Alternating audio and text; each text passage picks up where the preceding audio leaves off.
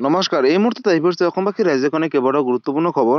অসমৰ লাখ লাখ ধনী দুখীয়া পৰিয়ালৰ বাবে এটা ডাঙৰ খবৰ। অৰ্থাৎ আজি হৈছে 1 ডিচেম্বৰ আৰু 1 ডিচেম্বৰৰ পৰা ৰাজ্যত কেইবাটাও নতুন নিয়ম সলনি কৰিব চৰকাৰে আৰু PM কিষাণ যোজনা 19 নং কিস্তি ধন কেতিয়া দিব আৰু কোনে কোনে লাভ কৰিব 4,000কৈ টকা। আৰু 19 নং কিস্তি ধন লাভ কৰিব হ'লে বিশেষ কেইটামান কাম কৰিব লাগিব সবিশেষ জানক। আৰু অৰুণোদয় আঁচনি 3.0 লৈ কৰিলে বিশেষ ঘোষণা। অকল ৰেচন কাৰ্ড থাকিলে অৰুণোদয় আঁচনি 3.0 আবেদন কৰিব নোৱাৰিব। তাৰ উপৰিও কেইবাটাও ক্ৰাইটেৰিয়া আছে, চৰকাৰে বান্ধি দিলে নতুন নিয়ম সবিশেষ জানক। গতিকে ভিডিঅ'টো সম্পূৰ্ণ চাওক আৰু ভালদৰে বুজি লওক। তো বলক ভিডিঅ'টো আৰম্ভ কৰোঁ। আৰু আজিৰ প্ৰথমটো খবৰ হৈছে ৰাজ্যবাসীৰ বাবে এটা ডাঙৰ খবৰ। অৰ্থাৎ লাখ লাখ দুখীয়া দৰিদ্ৰ আৰু মধ্যবিত্ত পৰিয়ালৰ বাবে এটা ডাঙৰ খবৰ। কাৰণ আজি হৈছে 1 ডিচেম্বৰ আৰু 1 ডিচেম্বৰৰ পৰা ৰাজ্যত কেইবাটাও নিয়ম সলনি হ'ব চাই লওক।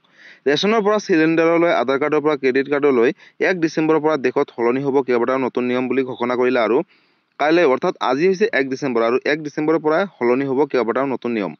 নিয়ম সলনিয়ে প্ৰভাৱ পেলাব আপোনাৰ দৈনন্দিন জীৱনত বুলিও ঘোষণা কৰিছে। লগতে আৰু 1 ডিচেম্বৰৰ পৰা ৰন্ধন গেছৰ দাম সাল সলনি হোৱাৰ সম্ভাৱনা দেখা পোৱা গৈছে। ঘৰুৱাৰ লগতে বাণিজ্যিক গেছৰ দাম সাল সলনি হ'ব বুলি ইতিমধ্যে ঘোষণা কৰিছে। আৰু SBI সলনি কৰিব ক্ৰেডিট কাৰ্ডৰ কেইবাটাও নতুন নিয়ম বুলিও ঘোষণা কৰিছে। অৰ্থাৎ SBI গ্ৰাহকৰ বাবে এটা ডাঙৰ খবৰ। গ্ৰাহকৰ বাবে ঘোষণা কৰিব কেইবাটাও নতুন নিয়ম বুলি ইতিমধ্যে ঘোষণা কৰিছে। আৰু 31 ডিচেম্বৰ হৈছে বিনামূলীয়াকৈ আধাৰ আৰু পান কাৰ্ডৰ লিংকৰ শেষ সীমা। অৰ্থাৎ আধাৰ কাৰ্ড, পেন কাৰ্ড লিংক কৰিব হ'লে আপোনালোকে 31 ডিচেম্বৰৰ ভিতৰতে কৰিব লাগিব, অন্যথা আপোনালোকে পিছত প্ৰব্লেমত পৰিব বা সমস্যাত পৰিব। লগতে আধাৰ কাৰ্ডৰ সৈতে লিংক কৰিব লাগিব আপোনালোকৰ পেন কাৰ্ডসমূহ। UIDAI জাৰি কৰিছে এই নিৰ্দেশনা। অৰ্থাৎ লাখ লাখ দুখীয়া দৰিদ্ৰ পৰিয়ালৰ বাবে এটা ডাঙৰ খবৰ।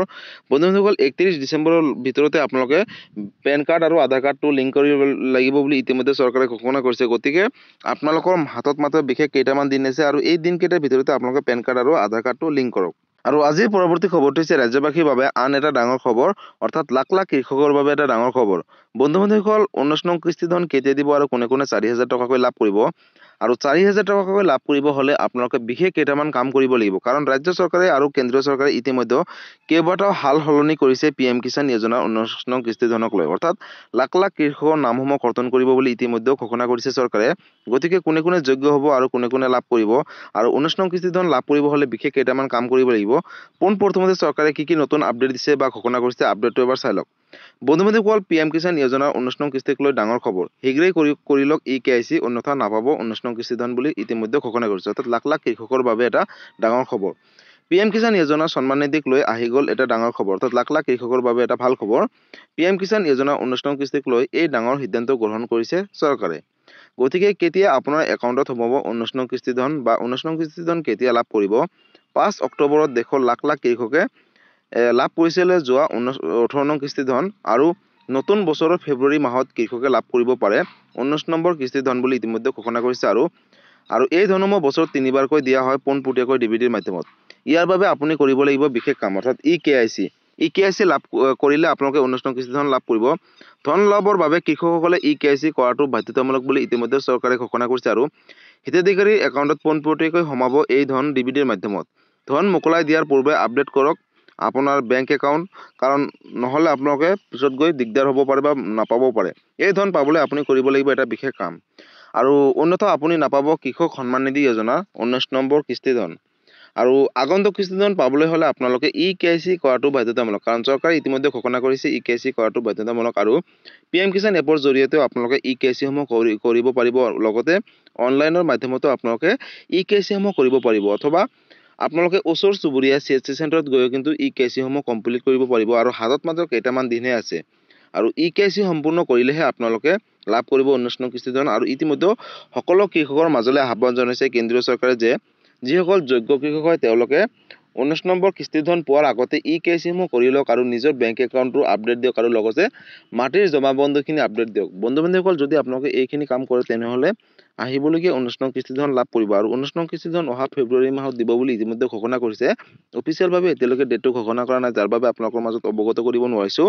কিন্তু যেতিয়া অফিচিয়েলভাৱে ডেটটো ঘোষণা কৰে লগালগ এটা ভিডিঅ'ৰ জৰিয়তে আপোনালোকৰ মাজত মই অৱগত কৰিম।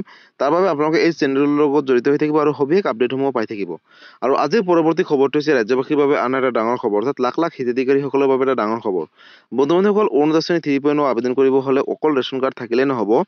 তাৰ উপৰিও কিন্তু কেইবাটাও নতুন নিয়ম সলনি কৰিছে চৰকাৰে। অৰ্থাৎ ৰেচন কাৰ্ড থাকিলে অৰুণোদয় আঁচনি 3.0 আবেদন কৰিব নোৱাৰিব। আৰু কি যোগ্যতা লাগিব বা কোনে কোনে আবেদন কৰিব নোৱাৰিব সবিশেষ আপডেট দিছে এতিয়া চৰকাৰে।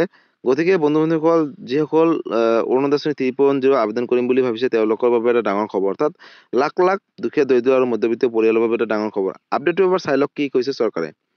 কেৱল ৰেচন কাৰ্ড থাকিলে অৰুণোদয় আঁচনি নাপাব পাৰে আপোনালোকে, আৰু এই কথা চৰকাৰে ঘোষণা কৰিছে। তামুলপুৰ জিলা আয়ুক্ত কাৰ্যালয়ত অৰুণোদয় আঁচনি 3.0 সন্দৰ্ভত সভা। তামুলপুৰ 30 নৱেম্বৰ। কেৱল ৰেচন কাৰ্ড থাকিলে অৰুণোদয় আঁচনি লাভ কৰিব পাৰিব বুলি একাংশ লোকৰ এটা ধাৰণা আছে, কিন্তু সেয়া ভুল। ৰেচন কাৰ্ডৰ উপৰিও এই আঁচনি লাভ কৰিবলৈ হ'লে অন্য কিছুমান চৰ্ত পালন কৰিব লাগিব। আজি তামুলপুৰ জিলা আয়ুক্ত কাৰ্যালয়ৰ সভাকক্ষত অনুষ্ঠিত এখন সভাত জিলা আয়ুক্ত পংকজ চক্ৰৱৰ্তীয়ে এনেদৰে মন্তব্য কৰে। জিলা আয়ুক্তগৰাকীৰ অধ্যক্ষতাত অনুষ্ঠিত সভাখনত তেখেতে পুনৰ উল্লেখ কৰে যে যিসকল হিতাধিকাৰীয়ে ইতিমধ্যে অৰুণোদয় আঁচনিৰ সুবিধা লাভ কৰি আহিছে তেওঁলোকে অৰুণোদয় আঁচনি 3.0 বাবে নতুনকৈ আবেদন কৰিব লাগিব। যদি আবেদন নকৰে তেওঁলোকে এই আঁচনিৰ পৰা বঞ্চিত থাকিব। আজিৰ সভাখনত অৰুণোদয় আঁচনি 3.0 নিয়মাৱলীৰ সন্দৰ্ভত বিতংকৈ আলোচনা কৰোঁ আহক। অৰ্থাৎ কি মন্তব্য আগবঢ়াইছে অৰুণোদয় আঁচনি 3.0 আবেদন কৰিব হ'লে। অৰ্থাৎ ৰেচন কাৰ্ড থাকিলে অকল অৰুণোদয় আঁচনি আবেদন কৰিব নোৱাৰিব, তাৰ উপৰিও কিন্তু কেইবাটাও নতুন নিয়ম সলনি কৰিছে চৰকাৰে। পোনপ্ৰথমতে আপডেটৰ এবাৰ চাই লওক। হিতাধিকাৰীৰ তালিকা প্ৰস্তুত কৰিবলৈ প্ৰতিটো ভোটগ্ৰহণ কেন্দ্ৰত একোখন সমিতি গঠন কৰিব লাগিব আৰু তাত গাঁও সভা অনুষ্ঠিত কৰি যোগ্য হিতাধিকাৰীৰ তালিকা আয়ুক্ত কাৰ্যালয়লৈ পঠিয়াব লাগিব।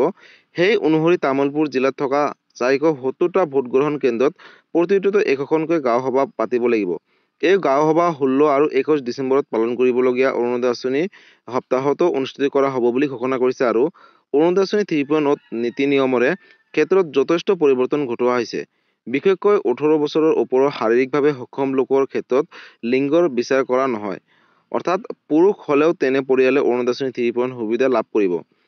যদি কোনো লোকে ভুৱা কাগজ পাতিৰে অথবা অযোগ্য হোৱা সত্ত্বেও এই আঁচনিৰ সুবিধা লাভ কৰাৰ কথা প্ৰমাণিত হয় তেন্তে সুদ সহ মূলধন সহ চৰকাৰক ঘূৰাই দিব লাগিব এই টকা। উল্লেখযোগ্য যে তামুলপুৰ জিলাত এইবাৰ 59,000 হিতাধিকাৰীক অৰুণোদয় আঁচনি 3.0 অন্তৰ্ভুক্ত কৰাৰ লক্ষ্য স্থিৰ কৰা হৈছে। আজিৰ সভাখনত জিলা আয়ুক্ত পংকজ চক্ৰৱৰ্তীয়ে লগতে অতিৰিক্ত আয়ুক্ত তথা সংশ্লিষ্ট বিভাগসমূহৰ বিষয়াসকল উপস্থিত থাকে আৰু এই কথাখিনি আলোচনা কৰে। বন্ধু-বান্ধৱীসকল, ইতিমধ্যে আপোনালোকে সকলোৱে গম পালে যে অৰুণোদয় আঁচনি 3.0 আবেদন কৰিব হ'লে অকল ৰেচন কাৰ্ডেই নহয়, ৰেচন কাৰ্ডৰ উপৰিও কেইবাটা নথিপত্ৰ লাগিব বা কোনে যোগ্য হ'ব কোনে অযোগ্য হ'ব। চাওক, যদি কোনোবা অযোগ্য পৰিয়ালে তেওঁলোকে যদি ভুৱা নথিপত্ৰে যদি অৰুণোদয় আঁচনি 3.0 আবেদন কৰে, পিছত যদি চৰকাৰে গম পায় তেনেহ'লে তেওঁলোকে সুদ সহ মূলধনসমূহ চৰকাৰক ঘূৰাই দিব লাগিব আৰু তাৰ উপৰিও কিন্তু বিহিত ব্যৱস্থা আইনগত ব্যৱস্থা কৰিব চৰকাৰে। গতিকে এতিয়াৰে পৰা আপোনালোকে সাৱধান হওক। যিসকলে যোগ্য হ'ব তেওঁলোকে অৰুণোদয় আঁচনি 3.0 আবেদন কৰক। বন্ধুসকল, অৰুণোদয় আঁচনি 3.0 অতি শীঘ্ৰেই আবেদনৰ প্ৰপত্ৰসমূহ চৰকাৰে ফৰ্মখন বিতৰণ কৰিব আৰু যেতিয়া ফৰ্মখন বিতৰণ কৰে তাৰ লগালগ এটা ভিডিঅ' বনাই আপোনালোকৰ মাজত অৱগত কৰিম। তাৰ বাবে আপোনালোকে এই চেনেলটোৰ লগত জড়িত হৈ থাকিব। গতিকে বন্ধুসকল, অৰুণোদয় আঁচনি 3.0 লৈ এইটো এটা ডাঙৰ আপডেট আছিলে। যদি অৰুণোদয় আঁচনি 3.0 লৈ কিবা সুধিবলগীয়া বা বিশেষ জানিবলগীয়া আছে আপোনালোকে মোক কমেণ্ট কৰি জনাব, মই নিশ্চয় ৰিপ্লাই দিবলৈ চেষ্টা কৰিম। গতিকে বন্ধুসকল, আজি আছিলে এইটো এটা ইনফৰ্মেটিভ ভিডিঅ' আৰু গুৰুত্বপূৰ্ণ খবৰ। ভিডিঅ'টো চাই কেনেকুৱা পালে, যদি ভাল পালে চেনেলটোত নতুনকৈ আছে চেনেলটো ছাবস্ক্ৰাইব কৰিব, লাইক কৰিব। কিবা সুধিবলগীয়া বা বিশেষ জানিবলগীয়া আছে আপোনালোকে মোক কমেণ্ট কৰি জনাব, মই নিশ্চয় ৰিপ্লাই দিবলৈ চেষ্টা কৰিম।